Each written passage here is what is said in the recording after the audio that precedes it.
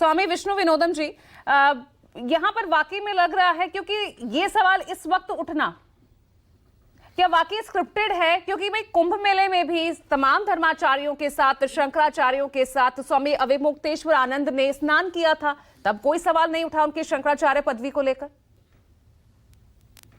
जी बिल्कुल ठीक कह रहे हैं।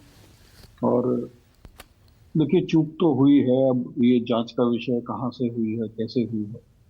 देखिए, एक सर्वोच्च पद पे बैठे हुए हैं और उनके साथ इस तरीके का दुष्व्यवहार हो रहा है, ठीक नहीं है। हाँ, ये जरूर है कि ये सरकार को खींचते हैं, सरकार पे टीका टिप्पणी करते हैं, योगी जी पे करते हैं, तो जाहिर सी बात है सरकार भी उसका कहीं ना कहीं उपयोग कर सकती है।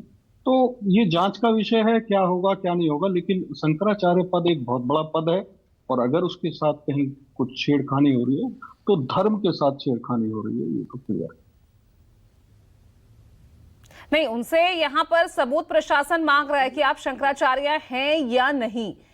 मतलब आपने कभी ऐसा सोचा था कि शंकराचार्य से ही उनकी पदवी को लेकर सवाल किए जाएंगे, सबूत मांगा जाएगा, जो आज हो रहा है?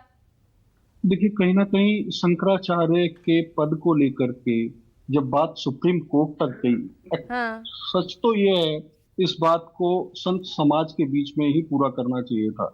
लेकिन कहीं ना कहीं जब कोर्ट में लंबित रहा मामला, और आज भी है, तो उसमें क्लियर बात है कि पुलिस और प्रशासन इसमें बात तो करेगी, पूछेगी, क्योंकि प्रशासन में ही गया हुआ है, इस पे अभी कोई फैसला भी नहीं है।